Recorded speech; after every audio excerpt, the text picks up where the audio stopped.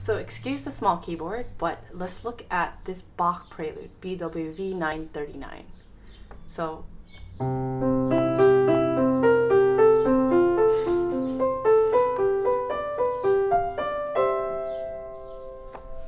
in starting to analyze this first phrase, I will be looking at it in several different ways. The most basic is to recognize that this is in C major, and then this figure is outlining a 5 of the 4 chord. So it's a C dominant chord that resolves into an F major chord. So it's a secondary dominant chord, 5 of 4 to 4.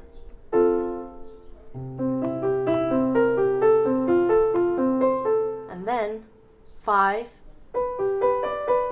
because this is outlining a G dominant chord, resolving to C major. All of that over a C pedal.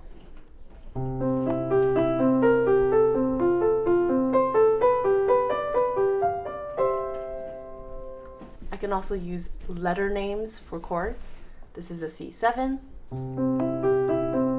and then an F over C, and then a G7 over C, and then a C. So depending on the harmonic language that you use, you can use either or. For me, this is the main motive.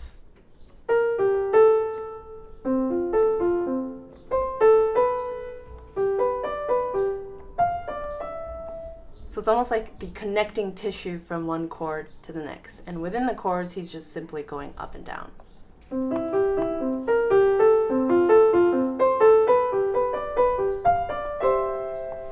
So why is this important? It becomes important when you start to recognize this motive all over. So what I did here is I found it in the first section. You see it in the left hand. So it's that resolution.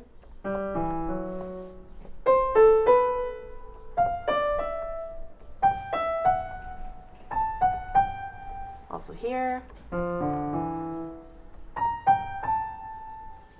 So these are what I call motivic markers, and knowing them doesn't mean that I'm going to bring them out so much over other things that are happening, but they just serve as anchor points that ties all of the phrases together, and it's a great way of having these points that allows me to wrap everything together as I'm playing it as a whole. So to revisit analyzing this figure, we're dealing with 3 4-note chords. We're going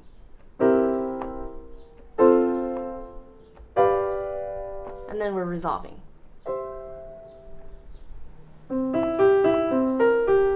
Up and down the first 3 notes with the tail, up and down the first 3 notes, the tail, up and down the first 3 notes, and then the tail. Harmonically, 5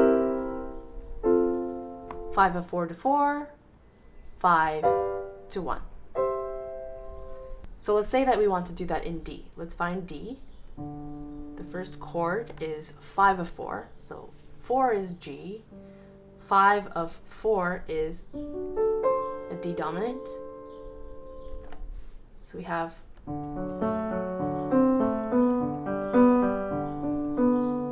and then we have 5, which is A, resolving to D. So the chords involved in D are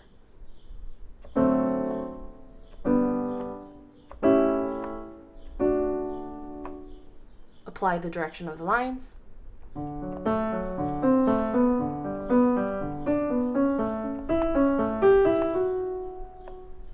let's do one more, G,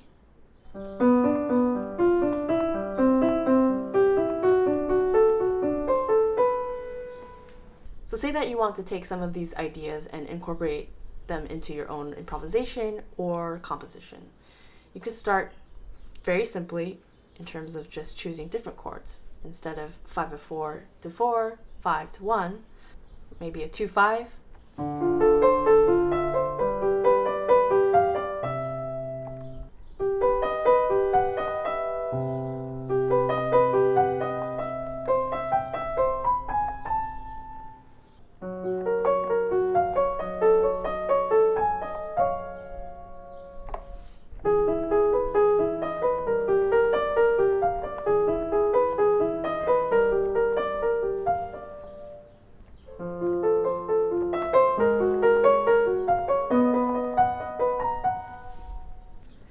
So I hope that helped for you all in terms of giving you some ideas for taking a piece of music and harvesting some ideas from it, analyzing it for your own practice methods, and also finding motivic markers. This is the type of thing that I do on a daily basis or whenever I can when I'm practicing. And perhaps this is a better format in terms of creating these small mini lesson type videos instead of trying to do them live because of obviously technical difficulties and just the restraints of streaming software. Whereas here I could, through minimal editing, I could put together something that's more cohesive. So let me know your thoughts. I don't mean to just do this instead of live streaming because I do like being in touch with you live. So let me know if you found this helpful and any other thoughts. And thank you so much. Again, see you. Bye.